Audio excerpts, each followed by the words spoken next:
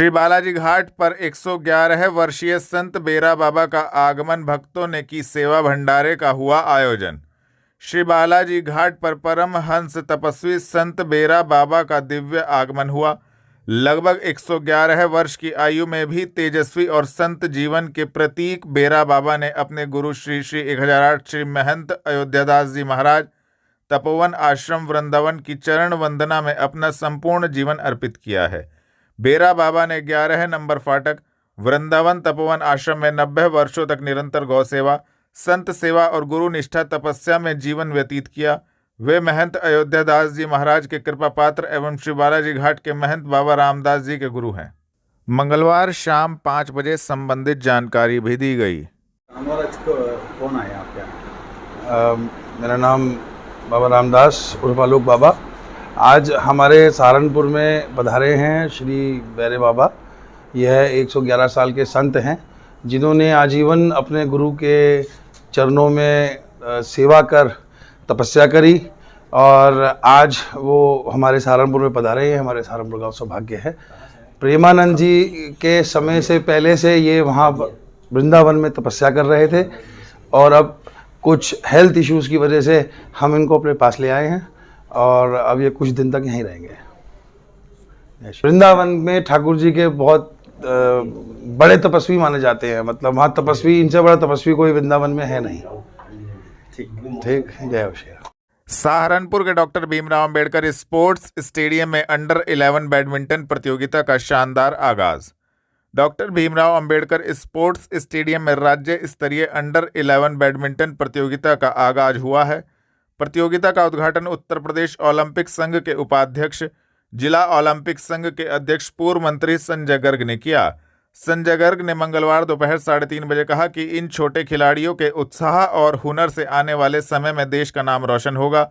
Match में सहारनपुर के अर्णब धारिया ने मुरादाबाद के विहान को 30-17 से हराया। सहारनपुर में गड्ढा खोदकर डाला जा रहा टायरों का तेल वायु के साथ अब जल प्रदूषण करने को तैयार फैक्ट्रियां। सहारनपुर में टायरों से तेल निकालने का काला कारोबार रुकने का नाम नहीं ले रहा है। सुप्रीम कोर्ट और एनजीटी के आदेशों को धत्ता बताते हुए टायर फैक्ट्रियां अब आबादी के बीच खुली हवा में जहर घोल रही हैं।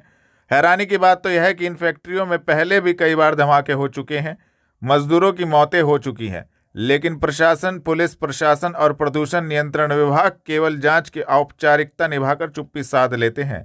मंगलवार दोपहर 1 बजे मिली जानकारी के अनुसार हलालपुर स्थित शकील नामक व्यक्ति की टायर फैक्ट्री से निकाला गया तेल अब फतेहपुर जट के एक बंद पड़े ईंट भट्टे में खुलेआम डाला जा रहा है। किसका है ये? भाई शकील। यहाँ पे किसने कहा डालने के लिए? ये जावेद भाई ने।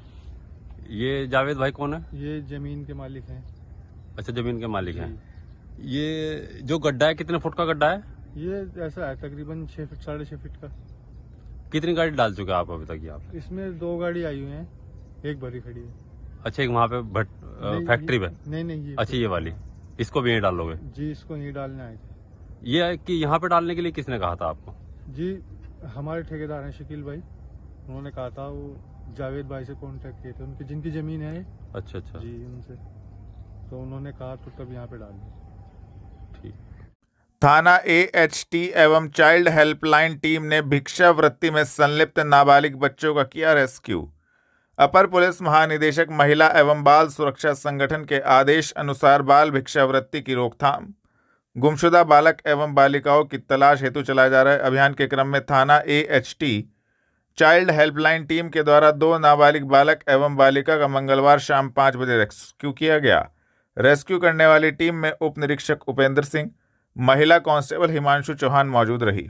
चिल्काना पुलिस ने फर्जी नंबर प्लेट लगाकर अवैध खनन सामग्री का परिवहन करते हुए चालक क्षेत्र से किया गिरफ्तार। जनपद में पुलिस अवैध खनन की रोकथाम एवं अवैध खनन पर प्रभावी कार्रवाई हेतु चेकिंग अभियान चला रही है। थाना चिल्काना पुलिस टीम ने मंगलवार शाम 7 बजे फर्जी नंबर प्लेट लगाकर अवैध खनन सामग्री का परिवहन करते हुए चालक खुर्शीद को चिल्काना क्षेत्र से गिरफ्तार करने में महत्वपूर्ण सफलता प्राप्त की है, जिसके कब्जे से फर्जी नंबर प्लेट लगा डंपर सीज किया गया है। संबंधित धाराओं में कार्रवाई करते हुए अभियुक्त को न्यायालय के समक्ष पेश किया गया है। गिरफ्तार करने वाली टीम में उप निरीक्षक चंद्रपाल सिंह, हेड कांस्टेबल मोहित शर्मा मौजूद रहे। सहारनपुर पब्लिक स्कूल के पास पेपर मिल रोड पर स्कूल की छुट्टी के समय लगता है भारी जाम, राहगीर परेशान, वीडियो आया सामने। सहारनपुर शहर के पेपर मिल रोड स्थित सहारनपुर पब्लिक स्कूल के बाहर प्रतिदिन स्कूल की छुट्टी के समय जाम की गंभीर समस्या देखने को मिल रही है। स्कूल की छुट्टी होते ही बड़ी संख्या में अभिभावक, टेम्पो, ई रिक्शा और निजी वाहन एक साथ सड़क पर रुक जाते हैं, जिससे पूरे क्षेत्र में यातायात व्यवस्था चरमरा जाती है। मंगलवार दोपहर 2 बजे स्थानीय निवासियों का कहना था कि रोजाना दोपहर के समय स्कूल के बाहर वाहन जाम की स्थिति पैदा करते हैं। सड़क पर जगह जगह टेम्पो और ई रिक्शा खड़े रहने से राहगीरों, स्कूली बसों और आसपास के दुकानदारों को भारी परेशानी का सामना करना पड़ता है। क्षेत्रवासियों ने प्रशासन और ट्रैफिक पुलिस से मांग की है कि स्कूल की छुट्टी के समय विशेष पुलिस व्यवस्था की जाए और टेम्पो, ई रिक्शा के लिए अलग पार्किंग स्थल निर्धारित किए जाएं। लोगों का कहना है कि यदि इस समस्या का शीघ्र समाधान नहीं किया गया तो यह स्थिति किसी बड़े हादसे का कारण भी बन सकती है। कन्या सुमंगला योजना में गंभीरता से किया जाए सत्यापन का कार्य, जिलाधिकारी मनीष बंसल। जिलाधिकारी मनीष बंसल की अध्यक्षता में कैंप कार्यालय में मिशन वात्सल्य योजना अंतर्गत जिला बाल कल्याण एवं संरक्षण समिति, बाल विवाह की रोकथाम जिला टास्क फोर्स, बेटी बचाओ बेटी पढ़ाओ जिला टास्क फोर्स एवं बाल कल्याण समिति के कार्यों की समीक्षा बैठक मंगलवार शाम 5 बजे आहूत की गई। जिलाधिकारी द्वारा स्वैच्छिक संगठन, राजकीय पश्चातवर्ती देखरेख संगठन फतेहपुर में निवासरत सवासनियों के बारे में जानकारी लेते हुए सवासनियों को रोजगार से जोड़ने के लिए कौशल विकास विभाग द्वारा प्रशिक्षण कराए जाने हेतु निर्देशित किया गया। इसके साथ ही सुरक्षा के दृष्टिगत समुचित व्यवस्था करवाए जाने के निर्देश दिए गए। सवासनियों को सरकार द्वारा चलाई जा रही योजनाओं का लाभ दिया जाना सुनिश्चित किया जाए। मुख्यमंत्री बाल सेवा योजना, पीएम स्पॉन्सरशिप योजना का अधिक से अधिक प्रचार प्रसार करने को कहा गया। कन्या सुमंगला योजना का सत्यापन गंभीरता से करवाया जाए और लापरवाही करने वालों के विरुद्ध कड़ी कार्रवाई की जाए। जिला प्रोबेशन अधिकारी द्वारा जनपद में बेटी बचाओ बेटी पढ़ाओ योजना एवं मिशन शक्ति फेज 5 के आगामी प्रस्तावित कार्यक्रमों को कराने हेतु चर्चा की गई। साथ ही जिला बाल संरक्षण इकाई द्वारा योजनाओं से संबंधित ग्राम एवं ब्लॉक स्तर पर न किए जा रहे कार्यों के बारे में बताया गया। बीएलओ द्वारा घर घर जाकर किया जाएगा सत्यापन का कार्य। एसआईआर के संबंध में जिला निर्वाचन अधिकारी ने दी संबंधित जानकारी। जिला निर्वाचन अधिकारी जिलाधिकारी मनीष बंसल ने मंगलवार शाम 5:30 बजे बताया कि विशेष प्रगाढ़ पुनरीक्षण कार्यक्रम निम्न प्रकार है। उसके अनुसार गणना अवधि 4 नवंबर 2025 से शुरू होकर 4 दिसंबर 2025 तक है। निर्वाचक नामावलियों का आलेख्य प्रकाशन 9 दिसंबर को होगा, जबकि दावे और आपत्तियां प्राप्त करने की अवधि 9 दिसंबर 2025 से 8 जनवरी 2026 तक रहेगी। इसके बाद नोटिस चरण में नोटिस जारी करना, सुनवाई और सत्यापन के साथ गणना प्रपत्रों पर निर्णय और दावे तथा आपत्तियों का निस्तारण 9 दिसंबर से 31 जनवरी 2026 तक चलेगा। निर्वाचक नामावलियों का अंतिम प्रकाशन 7 फरवरी 2026 को होगा। जिला निर्वाचन अधिकारी ने बताया कि बीएलओ द्वारा घर घर जाकर सत्यापन कार्य शुरू कर दिया गया है। एसआईआर को लेकर सर्वे किया गया, किस तरह के दिशा निर्देश दिए गए हैं, किस तरह का कार्य? भारत निर्वाचन आयोग के दिशा निर्देश के क्रम में आज 4 तारीख से अगले 1 माह के लिए जो विशेष प्रगाढ़ पुनरीक्षण यानी कि स्पेशल इंटेंसिव रिवीजन या एसआईआर, इसका एन्यूमरेशन फेज़ 1 शुरू किया गया है। इसके अंतर्गत हमारे बीएलओज़ के माध्यम से जितने भी वर्तमान वोटर सूची में हमारे मतदाता हैं उनको बीएलओज़ के द्वारा एक एन्यूमरेशन फॉर्म 2 प्रतियों में दिया जाएगा। इस एन्यूमरेशन फॉर्म पे पहले से ही हमारे वोटर्स का नाम और उनकी फ़ोटो इत्यादि छपी होगी और कुछ सूचनाएं उनको अपनी भरनी होगी।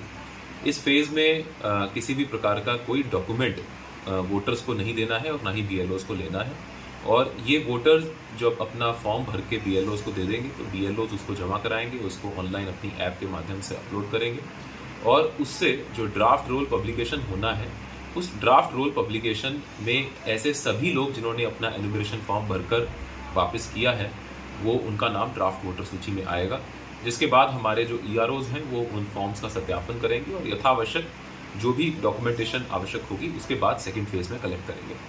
मैं इसमें ये बताना चाहता हूँ कि इस फेज़ का जो मुख्य पर्पज़ है वो ये है कि जितने भी हमारे मतदाता हैं उनमें से यदि कोई व्यक्ति एब्सेंट है, शिफ्टेड है, डेथ हो चुकी है उसकी या डुप्लीकेट में उसका नाम है, ऐसे लोगों को चिन्हित किया जा सके ताकि सिर्फ वही लोग हमारे पास फॉर्म भर के दें जो वास्तविकता में जीवित हैं और जिनका और किसी भी अन्य स्थान से वोटर सूची में नाम नहीं है।